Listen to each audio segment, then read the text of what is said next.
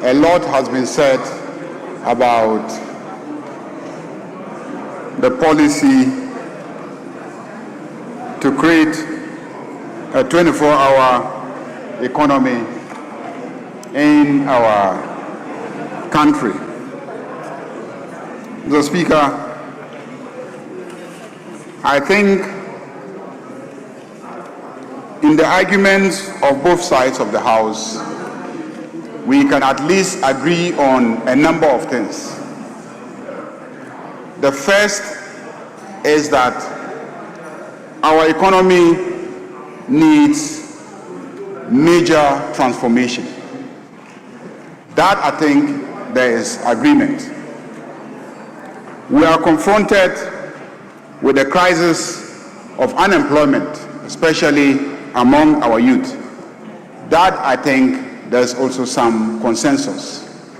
And that we must do something radical to give hope to the youth, to give hope to the population, and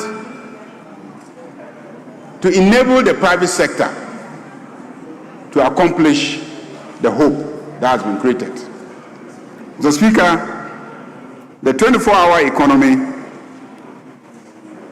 and the authority that is being established to implement it is not the vehicle that will create a 24-hour economy. It is a coordinating secretariat that will coordinate the activities of all the other sectors who, when they function and function properly,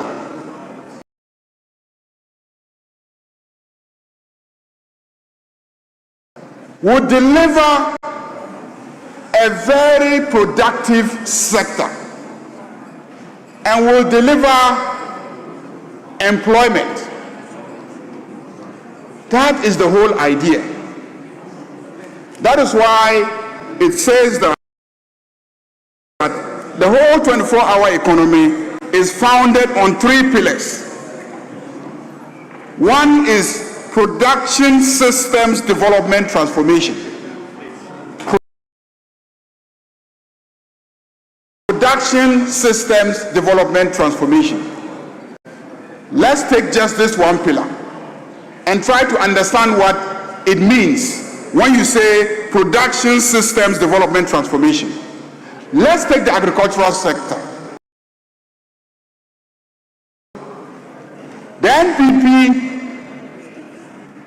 introduced some agricultural policies. What happened? We did not see transformation of the agricultural sector. What accounts for it? We're trying to develop the agricultural sector through peasant farmers, smallholder farmers, without irrigation, without the requisite machinery, without effectively establishing the link between input financing and then also off-taker markets. Now, we looked at it and we decided that you need to transform the entire production system. So, for instance, in the agricultural sector, what has succeeded in most economies in this day is large-scale commercial agriculture. Large-scale commercial agriculture is a well-organized business requiring huge capital investments, huge machinery, highly qualified skilled labor, a lot of technology. So, without transforming the production system, a few input supplies and etc., without attempting to transform the entire production system, uprooting the old system. That is why a production system development transformation is crucial, and this applies to many other sectors. So the secretariat, the authority, what you call the authority, is simply a secretariat, which is in existence already in the office of the president. There is a secretariat But the reason why we want to invest with the authority status is because this is a secretariat that is going to superintend and work with ministers and sector ministries. And so you cannot have a simple secretary of a secretariat trying to, superintend over ministers. That's why it is being invested with the authority of an authority. That is the whole idea. So the secretariat exists already. NDC did not wait till today to establish a vehicle for the implementation of the 24-hour economy. The institution exists. We are changing its legal character in order to give it the relevant powers that will be needed for it to be able to achieve its objectives. And the policy document is not just coming to Parliament. The policy document was inaugurated on the 2nd of July 2024. The policy document was inaugurated on the 2nd of July 2025. Mr. Speaker, a policy document must not necessarily come to Parliament. No. Where in this country, in the governance history of this country, has it become compulsory that when a minister develops his policy document, he should bring it to Parliament? But you requested for it, and that is why I took the pains to bring a copy to be laid and then to make copies available to you. But it is out there. You have been copiously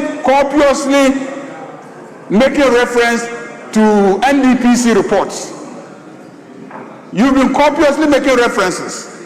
A lot of the reports that they have been writing are not documents of this Parliament. They are lying there. We all go and buy the documents and we read them. They are in libraries.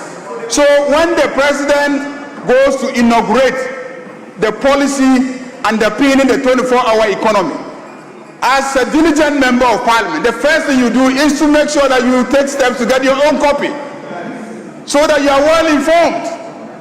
So I'm not surprised that I've heard some of the arguments that are being made today, because it's clear that some people did not make time to read the policy document.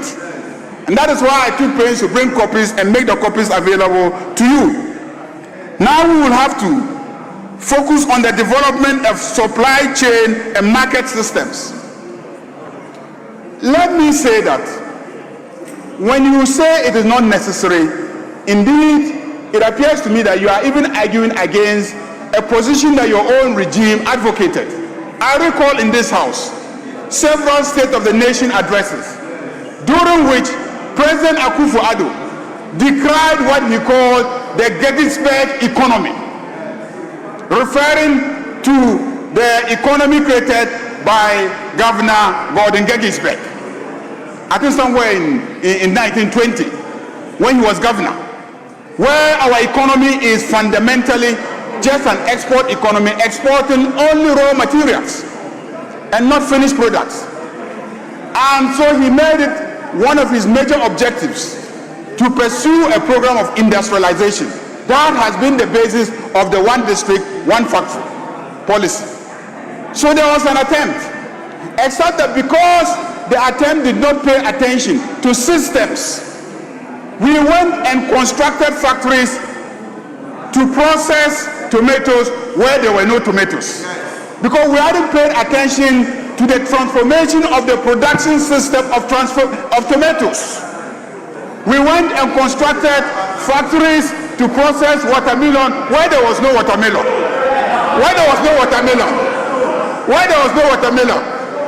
Because we hadn't paid attention to the production system transformation. So watermelon was not produced, tomatoes were not produced.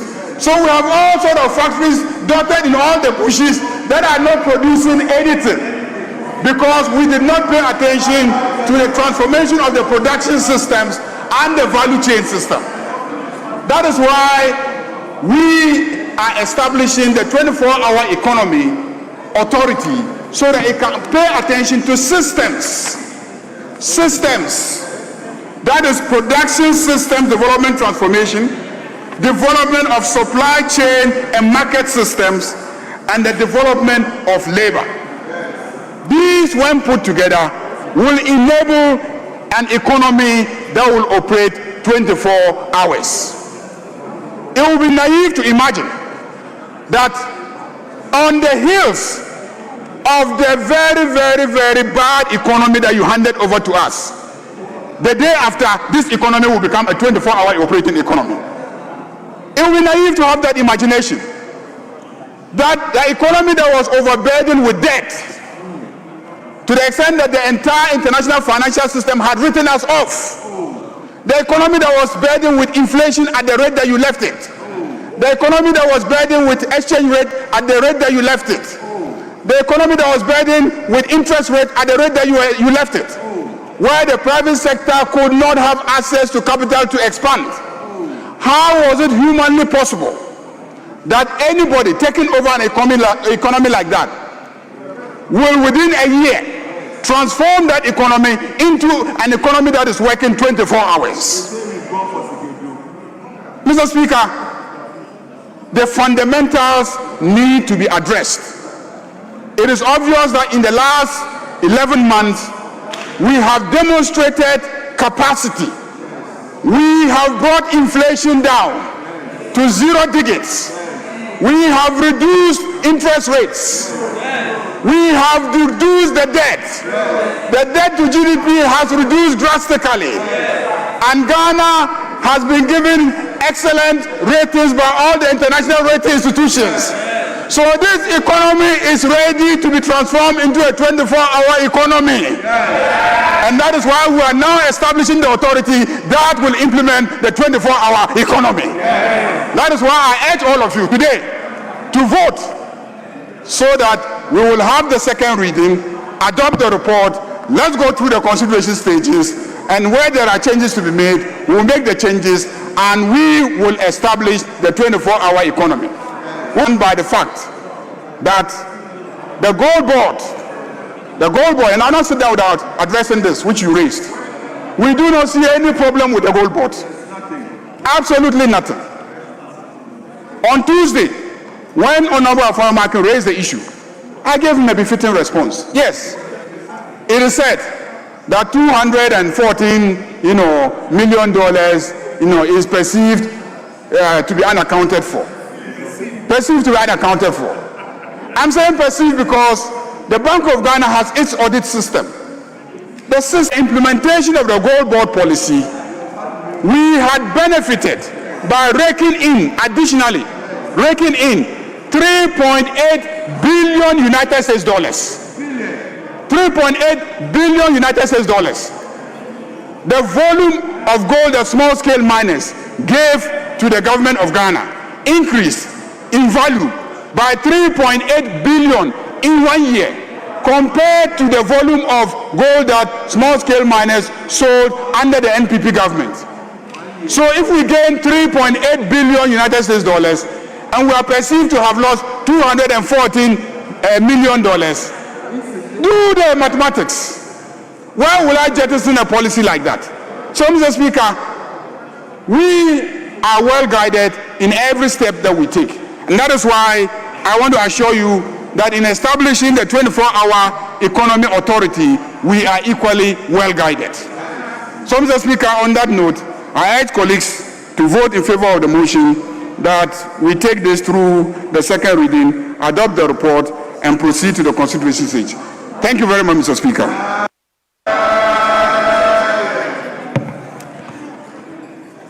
Honourable members, at the conclusion of the debate, I'll put a question.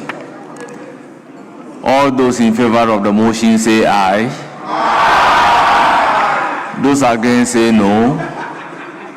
Honourable members, the ayes have it. The motion is adopted. An act to establish the 24-hour economy authority to implement the 24-hour economy and accelerated export development program and provide for related matters.